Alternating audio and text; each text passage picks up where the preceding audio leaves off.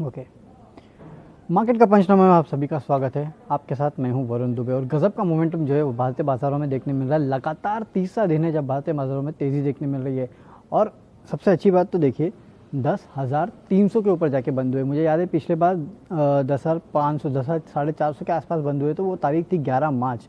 तो 11 मार्च के बाद सबसे ऊपरी लेवल पे जाके मार्केट ने क्लोजिंग जो है वो दी है। और देखिए सबसे अच्छी बात तो है कि जिस हिसाब से मोमेंटम भारतीय बाजारों में देखने मिल रहा है ना, ऐसा लग नहीं रहा है कि मोमेंटम कहीं भी जाकर रुकेगा। आपको याद है कि इसके पहले हमने जब बातचीत की थी तो हमने आपसे कहा था कि 10,400 के आसपास जाके मार्केट एक बार अटकते हुए नजर आएगा। और देखिए आज का हाई क्या था, 10,393 के आसपास। तो कहीं ना कहीं वो जो लेवल्स है उसे मार्केट अटकेगा, नो डाउट। लेकिन मार्केट में जिस तरह का मोमेंटम देखने मिल रहा है, मुझे लगता है मोमेंटम जो है आगे भी जारी रहेगा। आज अगर जारी रहा है ये मार्केट का मोमेंटम, तो आगे भी ये मार्केट में मोमेंटम जो है वो काफ़ी हद तक जारी रहने की पूरी उम्मीद है। काफ़ी हद तक मदद मिल रही है ग्लोबल इंडेक्स से। ग्लोबली देखिए किस तरह से इंडेक्स में तेज़ी देखने मिल रही है। डाउ जोन्स को देखिए, आज डाउ फ्यूचर देखिए भारतीय बाजार जब बंद हो रहे थे तक पर 250 पॉइंट के आसपास की तेज़ी जो है वो डाउ फ्यूचर्स में देखने मिल रही थी।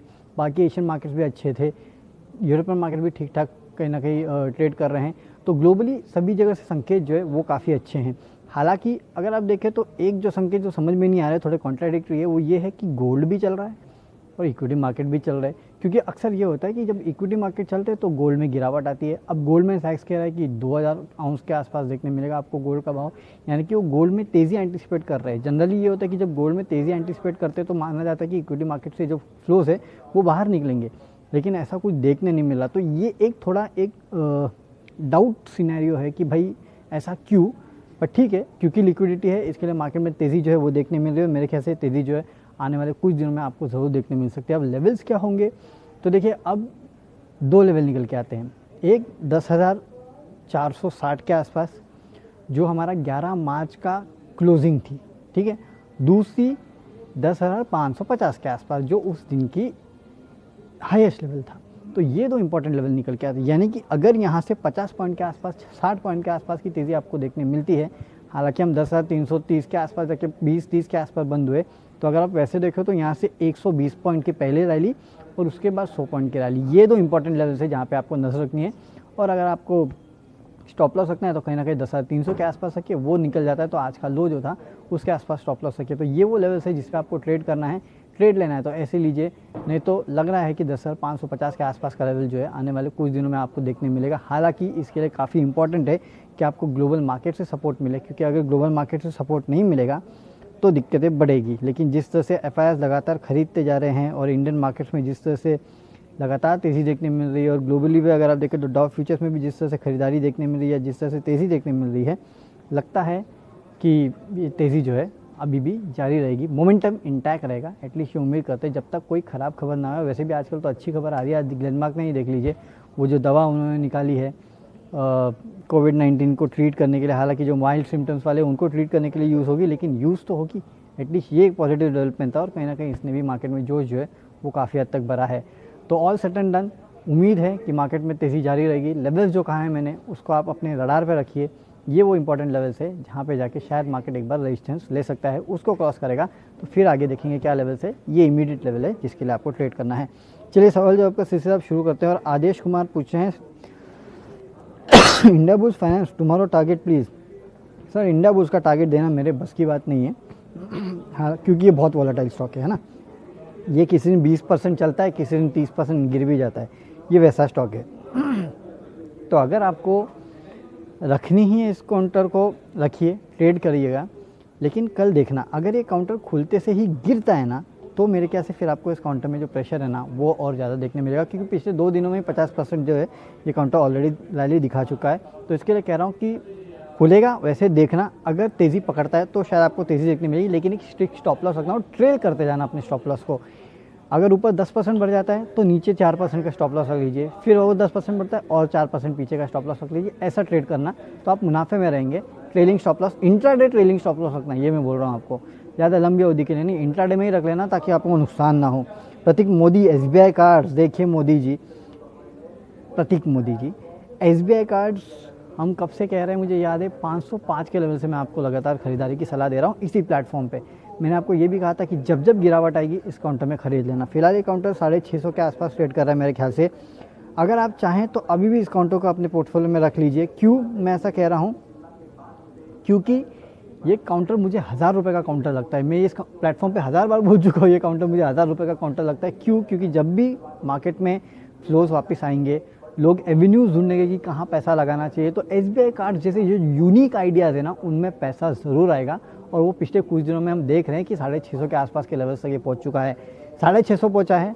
अभी और तेज़ी आएगी इस काउंटर में। 1000 रुपये के आसपास मैं इस काउंटर को देख रहा हूँ। इसके लिए कह रहा हूँ, लॉन्ग टर्म के लिए रखना है तो रख लीजिए, थोड़ा वेट कर सकते हैं तो 650 के आसपास के लेवल में आप थोड़ा 50% पैसा लगाइए, थोड़ा रुकिए। अगर मार्केट में करेक्शन आता है तो ये आपको फिर से 600 के आसपास मिलेगा ये काउंटर।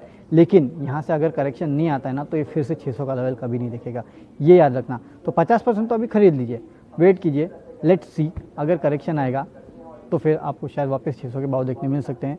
लेकिन लॉन्ग टर्म के लिए 1000 रुपये का काउंटर है।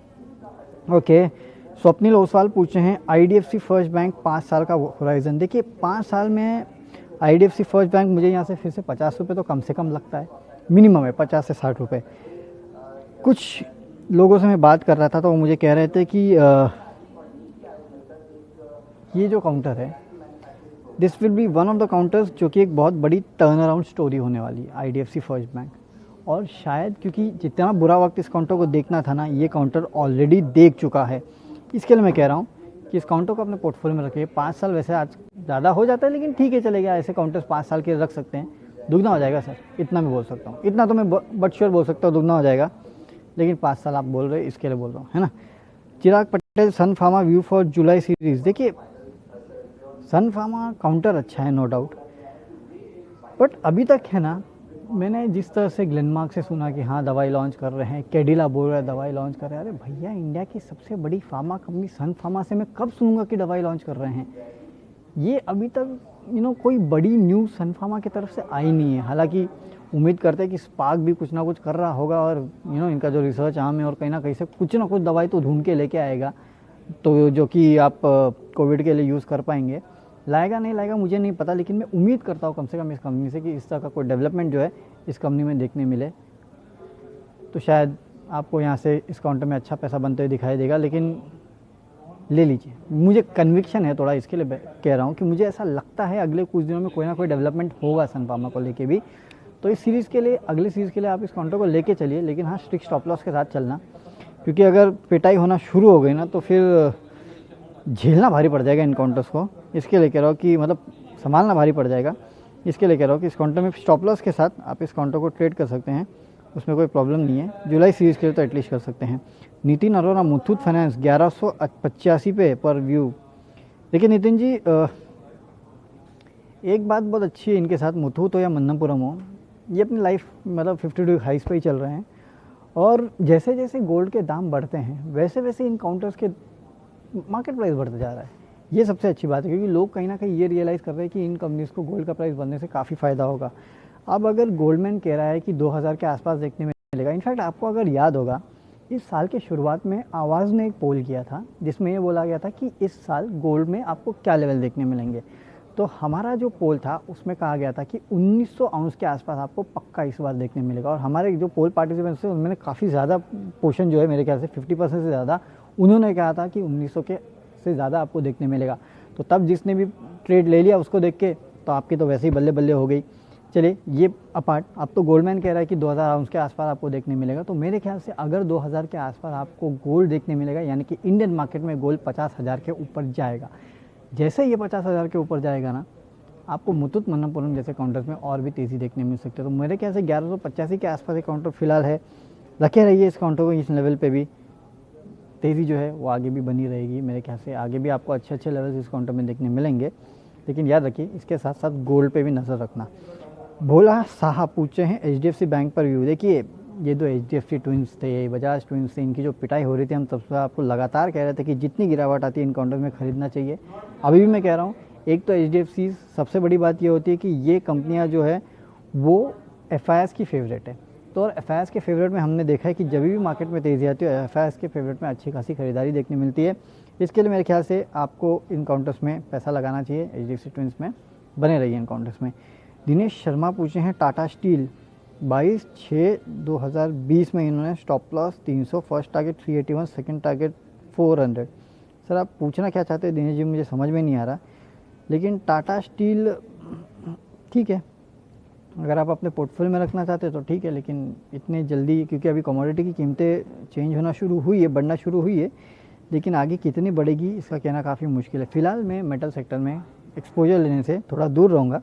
बाकी काफ़ी सारे स्टॉक्स हैं जिनमें ले सकता हूँ। संजय पटेल अशोक लेलैंड पे व्यू पूछ रहे हैं। देखिए once again not a preferred bet, लेना है तो बाकी किसी कंपनी में ले लीजिए। मुझे अशोक लेलैंड से बेटर टाटा मोटर्स लगता है, अगर मैं कमर्शियल व्हीकल्स को प्ले करना चाहता हूँ तो।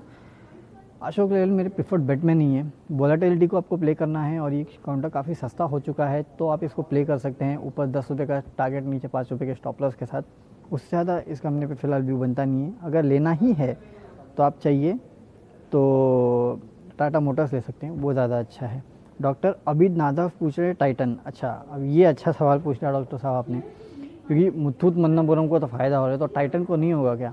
अब देखिए, मुथूट मन्नापुरम का धंधा अलग है, वो गोल्ड लोन देते हैं। टाइटन क्या करता है? टाइटन गोल्ड बेचता है, और टाइटन खुद कह चुका है कि अगले 2 क्वार्टर्स जो पेनफुल रहने वाले हैं। इनफैक्ट मैंने उसके पहले आपको कहा था कि एटलीस्ट 2-3 क्वार्टर्स तक आपको टाइटन में पेन देखने मिलेगा। नो डाउट ये पेन शायद आगे भी जारी रहेगा, लेकिन ये काउंटर आप अगर लेना चाहते हैं तो 2 साल के होराइजन से लीजिए, आपको रिटर्न्स पक्का मिलेगा। अगर उतना लंबा आप रुक सकते हैं 1.5 से 2 साल, तो आप इस काउंटर को लीजिए। अगर 1 से 2 क्वार्टर रुकना चाहते हैं ना, तो आपको इस काउंटर को नहीं लेना चाहिए। निधि पुरोहित सीमेंस पे पूछ रही हैं। देखिए फिलहाल कैपिटल गुड्स स्पेस जो है वो काफ़ी लाइमलाइट में, और इन काउंटर्स में काफ़ी बेहतरीन खरीदारी भी देखने मिल रही है। इनफैक्ट आज कुछ रिपोर्ट्स में भी पढ़ रहा था, वो कह रहा था कि इंडिया चाइना के बीच में जो फेस ऑफ होगा उसके चलते इंडिया में इंडस्ट्रीज जो है उनको काफ़ी बढ़ावा मिलेगा। वैसे भी आत्मनिर्भर भारत की हम लगातार बात कर रहे हैं, तो उसके चलते जो कैपिटल गुड्स कंपनीज है उनको काफ़ी हद तक फ़ायदा हो सकता है। तो इसके लिए ABB हो, L&T हो, सीमेंस हो, ये कुछ अच्छी कंपनीज है जिनको आपको अपने रडार पर रहना चाहिए। पैकिंग ऑर्डर में अगर मैं देखूँ तो सबसे आगे मेरे लिए L&T आता है, फिर सीमेंस आता है, फिर ABB आता है। तो इस ऑर्डर में आप चाहिए तो खरीदारी करके चल सकते हैं। सीमेंस भी अच्छा काउंटर है। चलिए अभी इसी नोट पे विदा लेते हैं। काफ़ी सारे सवाल जो है उसका जवाब हम दे चुके हैं। जो बचे कुछ सवाल है उनका जवाब हम कल देंगे, इसी वक्त हमारे साथ जुड़ेगा। और जो ग्लोबल मार्केट्स है उसको वहाँ से क्या संकेत निकल के आ रहे हैं, भारतीय बाज़ारों को कैसे ट्रेड करना है, ये कल सुबह आपको 7 बजे जब हमारे साथ जुड़ेंगे तब आपको बताएंगे। तब तक के लिए सी यू एंड गुड बाय।